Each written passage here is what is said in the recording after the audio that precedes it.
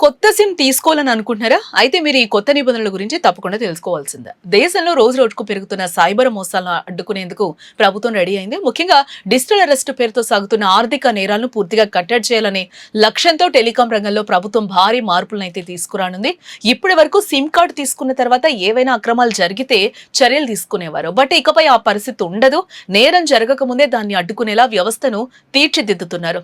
ఇప్పుడు రాబోతున్న కొత్త నిబంధనల ప్రకారం టెలికాం కంపెనీలు ఇకపై సిమ్ జారీ చేసే ప్రక్రియలో కఠినంగా వ్యవహరించాలి. ప్రతి కొత్త సిమ్ యాక్టివేట్ చేసే ముందు కస్టమర్ వివరాలను రియల్ టైమ్ డిజిటల్ ఇంటెలిజెన్స్ ను పోర్టల్ ద్వారా 1కి 2 సార్లు క్రాస్ చెక్ చేయాల్సి ఉంటుంది.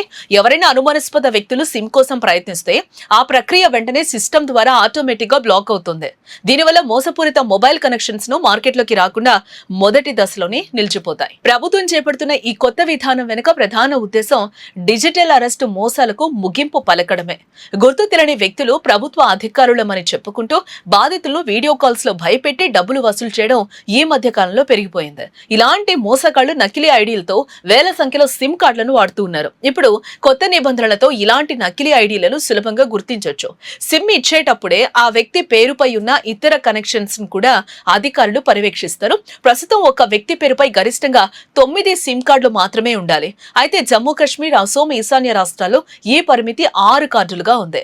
ఇప్పుడు కొత్త వెరిఫికేషన్ వ్యవస్థ అందుబాటులోకి వస్తే ఎవరైనా ఒకే వ్యక్తి పేరుతో అసాధారణంగా ఎక్కువ సిమ్ కార్డులు తీసుకుంటే ఆ డేటాను సిస్టమ్ వెంటనే పసిగడుతుంది. తద్వారా మోసగాళ్ల నెట్వర్క్ ను మొదట్లోనే చిక్కుముడి విప్పే అవకాశం కూడా ఉంటుంది. సాధారణ వినియోగదారుడు ఆందోళన చెందాల్సిన అవసరం ఏం లేదు. ఈ కఠినమైన నిబంధనలన్నీ కూడా కేవలం మోసపూరితమైన అనుమానాస్పద కనెక్షన్లను అడ్డుకోవడానికి మాత్రమే. మీరు సరైన గుర్తింపు కార్డులతో నిజాయితీగా సిమ్ కార్డు తీసుకుంటే ఎటువంటి ఇబ్బంది అయితే ఉండదు. టెలికాం ఆపరేటర్లు అందరూ కూడా ఈ నిబంధనలను పాటించాలని ప్రభుత్వం కూడా ఆదేశాలు జారీ చేయబోతోంది. ఈ కొత్త విధానం అమల్లోకి వస్తే డిజిటల్ అరెస్ట్ వంటి భయానక మోసాలు తగ్గుముఖం పడతాయని నిపుణులతో పాటు అధికారులు భావిస్తూ ఉన్నారు.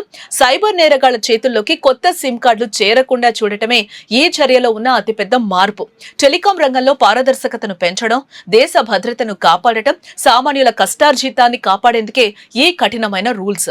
రాబోయే రోజుల్లో సిమ్ జారీ ప్రక్రియ పూర్తిగా డిజిటల్ ఇంటెలిజెన్స్ నిఘాలో ఉండబోతోంది. సైబర్ నేరాల బారిన పడకుండా ఉండాలంటే ప్రభుత్వ నిబంధనలు పాటించడంతో పాటు మన అప్రమత్తత కూడా ఎంతో ముఖ్యం. ఎవరికైనా మీ వ్యక్తిగత వివరాలు లేదా ఫోన్ నంబర్లు ఇచ్చే ముందు 1కి 2 సార్లు ఆలోచించండి. మరి ఈ కొత్త రూల్స్ ద్వారా సైబర్ నేరాలు నిజంగానే తగ్గుతాయంటారా, లేదా కొత్త రకం మోసాలు వెలుగులోకి వస్తాయంటారా? మీ అభిప్రాయాన్ని వీడియో కింద తప్పకుండా కామెంట్ చేయండి.